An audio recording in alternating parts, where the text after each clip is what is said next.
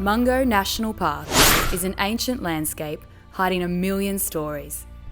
Located in the southwest corner of New South Wales, it's a flat, arid environment where the red sand is broken up only by mallee trees and low-lying saltbrush.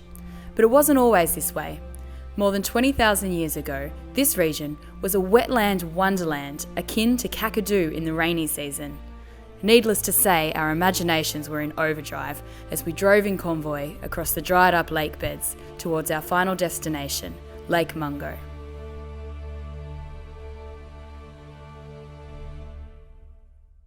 Our little crew had travelled in convoy from Melbourne via the Arumpo Road and was made up of yours truly, Emma Ryan, editor of Camper Trailer Australia, towing CTA's giveaway camper trailer, the complete campsite Jabiru. I was joined by Max Taylor, editor of our sister magazine, Caravan World, who towed a Trackmaster off-road caravan with a 200 series Land Cruiser. He was kept company by Stephen Dwight, our champion videographer, and his lovely wife Dee, who unfortunately spent most of her time carrying Steve's gear around. Caravan World journo Malcolm Street came along in a Tracker off-road motorhome, and bringing up the rear was CTA photographer Stuart Grant, who knows this area like the back of his hand, so doubled as our tour guide. Good on you, Stu.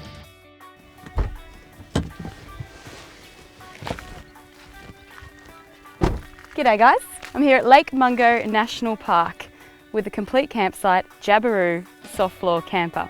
Some of you might remember this camper from Off-Road Camper of the Year 2013. This was actually the trailer that won the $25,000 to $35,000 category.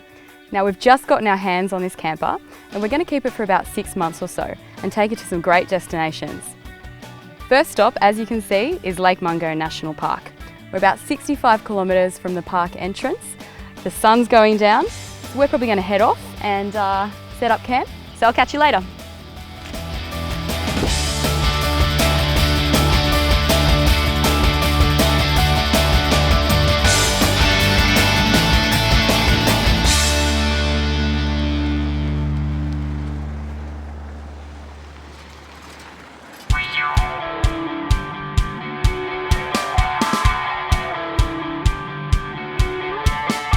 So we've just finished setting up the complete campsite Jabiru, and I'm going to give you a little tour.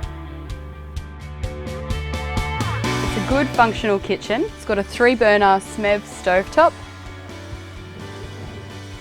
flat out sink, plenty of storage, and a bench extension here, so there's plenty of bench space.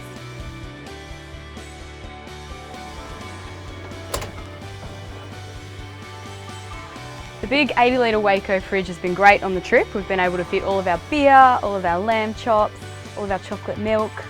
It's just a good functional unit that served us really well here at Mungo.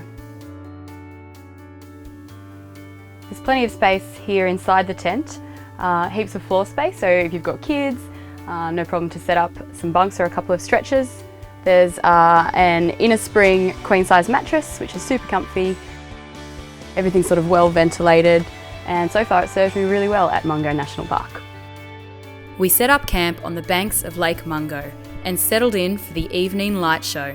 It was a new moon, which made for difficult trips to the loo, but a spectacular display of stars. Stu and Steve were in heaven setting up long exposures to capture the magic of Mungo by night.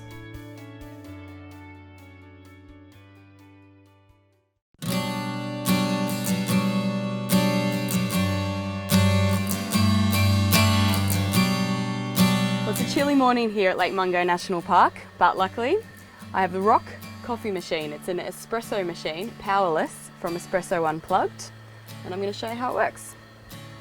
Yeah. Some Victoria coffee.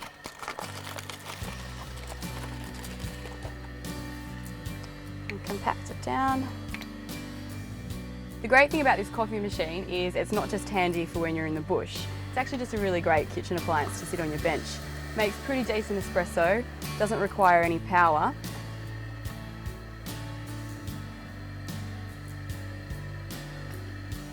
Raise up the arms. And then we just pull the arms down at a nice steady pace, not too fast, so the coffee isn't too weak.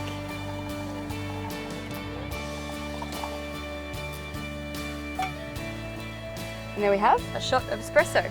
So you can either heat up some milk on the stove and use the little handheld milk frother that's included with the rock machine, or what we've been doing, because we're out in the bush, so we don't want to use too much milk basically, is we've been making long blacks and just adding a dash of milk. So that's what I'm going to do here. Just top this up with boiling water, dash of milk.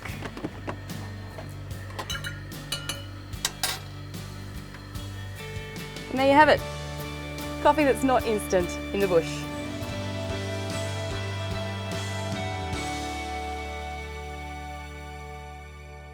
The next morning we got up bright and early to explore Lake Mungo, arriving in time for her most magical hour, sunrise.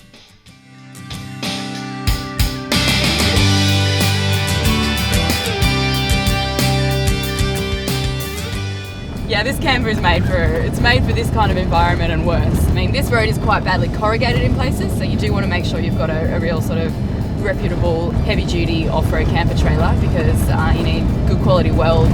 Otherwise, just going over hundreds of kilometres of corrugations, a lesser camper could potentially just fall apart, which is not what you want. But you know, Complete Campsite build a real sturdy off-road camper, so we got nothing to worry about.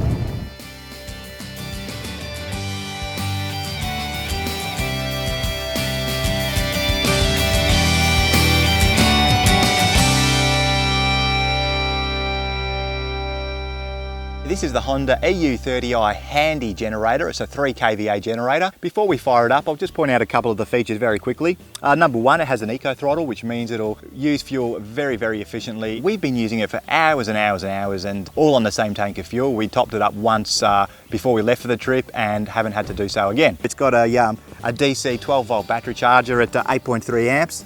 And the other handy feature of the handy generator, it comes with two 15 amp caravan outlets. So this one here, that's plugged into my Trackmaster at the moment, that's charging the batteries. And Malcolm Street was telling me before that his tracker Jabiru needed a charge. So we can just plug that in, we can charge 2 caravans at once, not a problem.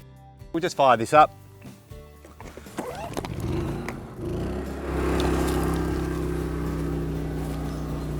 And I'll tell you, it's stifling hot out there at the moment, so having the generator along really just allows us to run the Dometic B3000 Plus air conditioner, gives everybody a nice little haven to retreat to just to take the edge off. We'll just turn that on now, and away it goes. Why do they call this the handy? Well, it's got this handle right here. It makes it a lot easier for lugging around. In fact, really folks, there's no lugging at all because it's got a couple of wheels on the back. It's just a matter of lifting it up like this and taking it back over to your car. On the eastern bank of the old lake lies Mungo's main attraction, the Walls of China, so named by the Chinese migrants who worked on the sheep station that would eventually occupy this region after European settlement. The walls are comprised of a series of lunettes, a beautiful word befitting the moon-like shapes and pinnacles carved into the sandstone by the howling westerly wind that whips across the lake bed. As well as its flamboyant displays of artistry, this wind also serves to assist archaeologists by constantly shifting the sands and uncovering ancient fossils that tell of a long human presence in this area.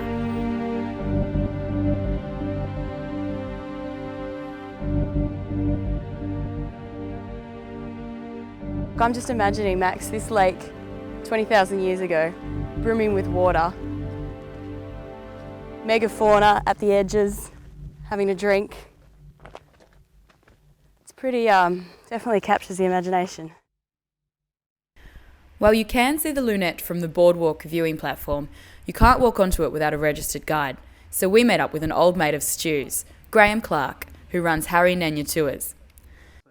But see, if I go back in the book, that deeper browny, reddy, pinkish coloured layer in front of us, we call that a Mungo unit. Now that one there, that's before the Ice Age, that layer there.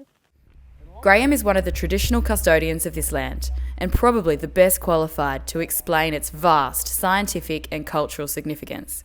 Graham tells us about Mungo Man and Mungo Lady, 40,000-year-old human remains, whose discoveries threw the scientific community into disarray over the origin of the modern man, while simultaneously speaking of an Aboriginal presence in Australia much older than anyone had suspected. This is quite an amazing landscape. It's just fascinating just to stand here and look at all the shadows that get created amongst the sort of the sand dunes. Very impressive. The sense of history at Mungo is almost tangible. Despite its aesthetic, vast, flat and empty, this lonely place feels somehow charged with life.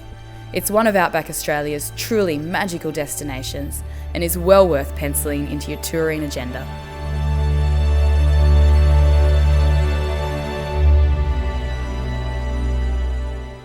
Well guys, we've had an amazing time here at Lake Mungo National Park, but unfortunately it is time to head home. We've got a long drive back to Melbourne, but in the meantime, be sure to follow the adventures of the complete campsite Jabiru in Camper Trailer Australia over the next 5 or 6 months to find out how you can win.